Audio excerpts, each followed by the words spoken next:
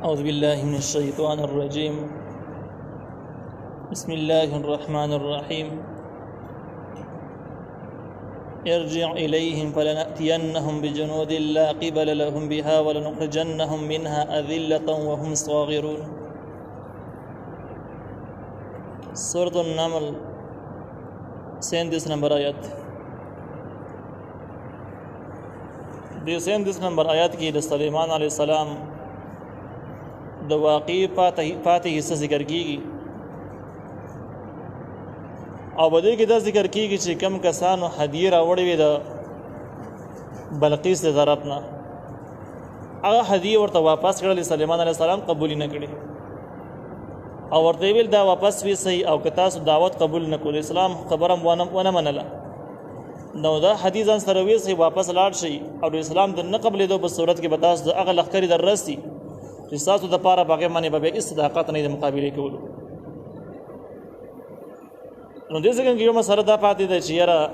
د کافرانو هدیه قبلول جایز دي که نه جایز دي؟ سلیمان علیه السلام دغه هدیه واپس کړلې، قبول نه کړلې. په دې کې د احادیث مبارکه او کتابونو کې د دې دوه صورتونه ذکر شوي دي. ځینو صورتونو کې د کافرانو هدیه اخیستل دا ثابت دي او ځینو صورتونو کې مسترد کول هم ثابت دي. په دې کې د علماو تحقیق دا دی چې کله د کافرانو هدیه او د هغوی هغه غوټې موټې را لېږل مسلمانانو ته که د رشوت په نیت باندې یا د آثار یې څرګندېدل چې په هغه کې اسلام ته نقصان و، اسلامي امت ته پکې نقصان و، نو بیا د کافرانو داسې پیسې اخیستل او داسې هدیه قبلول ناجایز دي، ګناه ده. نو سلیمان علیه السلام ته چې کوم هدیه راغلې و ناصر کې دې دپاره راغلې وه چې د دې کوم دعوت بلقیس ته ورکړ دی یا دعوت په ځای باندې پاتې شي او دغه پیسو په عوض کې چې کوم دعوتنامه دې لېږلې وه هغه ختمه شي، اسلام دعوت په سر باندې ختم شي. نو ښکاره خبره ده د رشوت یو صورت چې موږ اسلام نه قبلو او ته موږ ته څه مه وایه د پیسې به قبولې کړه، دا مطلب یې شو. نو د اسلام د دعوت نه او د اسلامي احکامو نه لاس اخیستل په مقابله د پیسو کې د ښکاره رشوت در نه جایز دی. البته ځینو صورتونو کې د نبي علیه السلام هدیه قبلول هم ثابت دي چې په کومو ځایونو کې قبلولو کې ښه اثر موجود و، ښه فایده موجود وه او ته په دې پوهېدلې چې دغه هدیه قبول نه کړم نو دا کس به نور هم متنافر شي، اسلام ته به فایده حاصل نه شي. په هغه ځایونو کې قبلول پکار او کومو ځایونو کې ته پوهېږي چې د دې اسلام ته نقصان دی، فایدې نشته، نو بیا هدیه قبلول کافرانو نه ناجایز دي.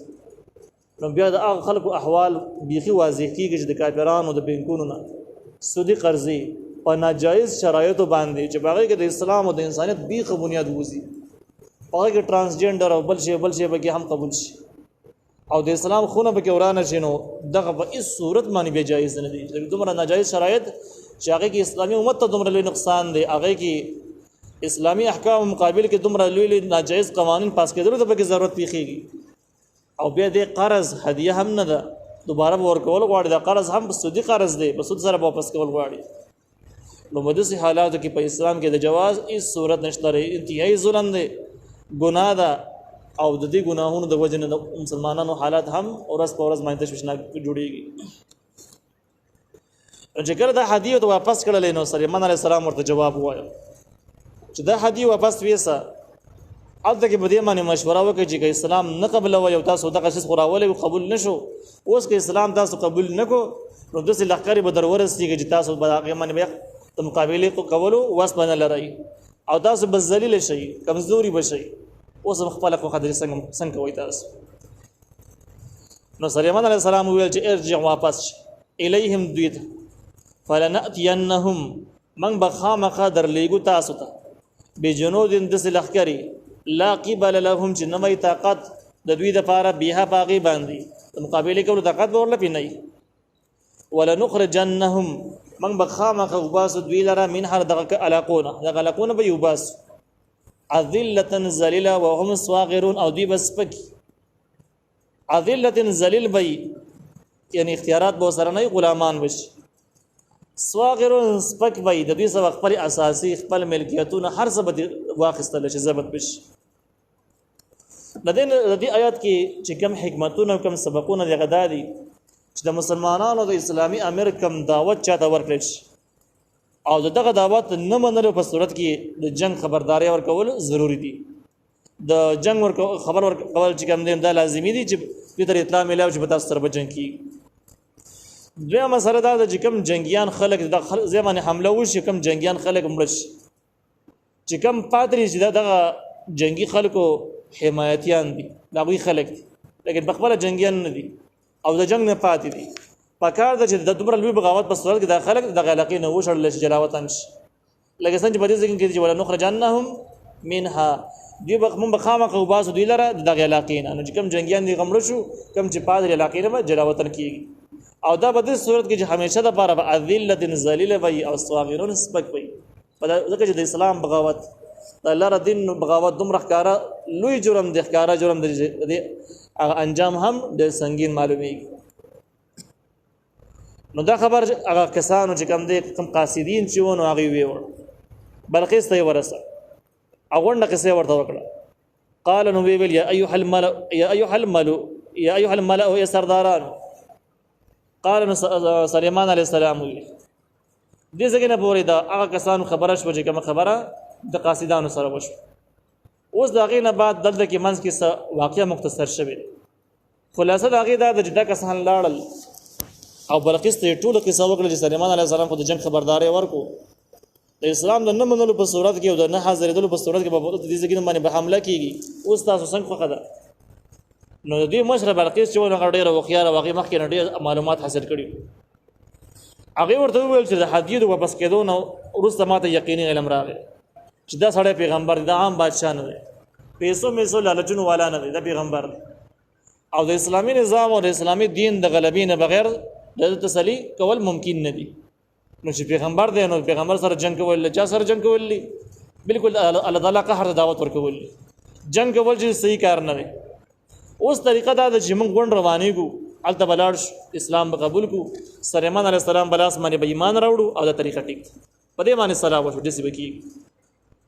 په دې کې صبر از تیری شولې او دوی بس د بکافي مقدار کې چې تاریخونو تقریبا اسرائیلی تاریخونو بدلی کې د 150 صبر اقوال ذکر کړی دي. یو قول په کتاب د جردر شورا د برقیس د شورا کوم ارکان چې دي دا 313 کسان او هر کس چې کم دي نو 100,000 کسانو باندې مشر دي. په دې طریقه باندې دا اقوال راونه سره 150 صبر اقوال دي، مختلف اقوال دي کوم صحیح والله اعلم. خدا غون کسان د کسان راوتل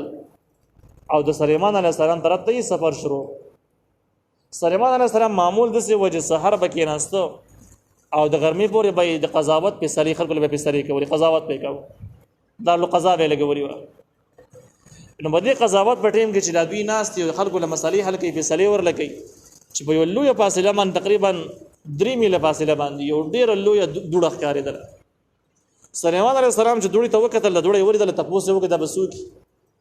زین روایتو کې دي چې د پیریانو خبر راوړ، زین روایتو کې دي چې یاره وحي ورته وشوله. په هر صورت باندې چې د سليمان عليه السلام ته خبر راورسېد د بلقیس د خپل لخر سره روانه ده تسلیمیږي ایمان راوړي. نو په دې ټیم کې سليمان عليه السلام وویل چې یا ایها الملأ ای سردارانو ايکم یاتینی کم یو براوړي ماته به عرش یا تخت هغه دغه چې کوم تخت مخه موږ دغه باس کړی دی چې څومره غاټو او بدی کې تقریبا 360 کړکۍ لګېدلې دي، قیمتي کړنې سوناګانې په خپل ځای باندې دي. خدا تخت په دې طریقه باندې پروت دی چې هر ورځ نن راخیږي به یو نوی چوکاټ کې راښکاره کیږي او داس یو نمایشي غونډه کې لوی تخت. د دې تخت په باره کې تاریخونو دا هم لیکلي دي چې د دې نه تیر چاپیره و شاهي محلونه جوړ شي، د بادشاہي لوی شاهي محلونه دغه محلونو مومنس کې یو لوی محل بل دی چې په دې محل کې دنه د تخت تعالی پروت او دې ته بلقیس کم خاص کسان چې هغه هم نشو داخلي دي. بلقیس په خپل داخلي ده او د خاص د شورا کم ارکان چې هغه هم داخلي دي نشي. سليمان عليه السلام ته د ټول احوال د وحي بذریعہ باندې معلوم شي. نو بس دغه کم شورا د دې کم شورا ارکان دی غیر اوختل هغه سره خبره وکړه چې د دې زنانه در رسیدلو نه وړاندې یو د کوم مسلمانان کوم کسانو مسلمانۍ کوم لخر ور سره دي د هغه د مسلمانېدلو نه وړاندې داسې بسوک چې لاړ شي دغه تخت پوري ماته را ورسي چې هغه را رسي تخت مخکې نه د زما خواته پروت داسې بسوک دا کار وکړي. اوس دا کار سليمان عليه السلام صد پاره کاو. سليمان عليه السلام اصل دا کار دې د پاره کاو چې دغه خلکو د بلقیس او د هغه د لخرو زیات یقین او اعتماد راشي چې دا مخکې د حدیث او پس کېدونه علاوه د خط مضمون نه علاوه زما معجزه هم ویني او د هغه نو د هم اندازه ولګي چې د پیغمبر دی نو د پیغمبرۍ په صورت کې بل دوی کلک یقین نشي او کلک ایمان براوړي چې کله دوی مضبوط ایمان قبول کو دغه خلکو مشره ده بادشاہ ده د دې په وجه باندې په اسلام ډېر لري ورستيږي او ډېر کلک مهنت بشر روان شي کلک کار روان شي او اسلام ته ګټه پیدا شي او کله سرسری ایمان قبول کی بره یقین نه راغله بیا ورته سرسری ایمان پیدا نه مکه بر اسلام خوريږي نه د کمزورې پاتې شي نو دغه خلکو په ذهنونو کې د اسلام قوي طاقت د الله تعالی قدرتونو وحدانیت بس صحیح طریقه باندې ثابتولو لپاره سليمان عليه السلام د منسوبه جوړ کړل یو دروازه په ذریعہ باندې ویلې شوې دي یا رسول الله عليه السلام خپل سوچته خو سوچ هم دغه د خلکو په ذهن کې د الله تعالی د لوی هغه عظمت کوز شي او د پیغمبر هغه معجزه او ویني په خپل سترګې باندې چې یقین راشي د پیغمبر دی بل څوک نه دی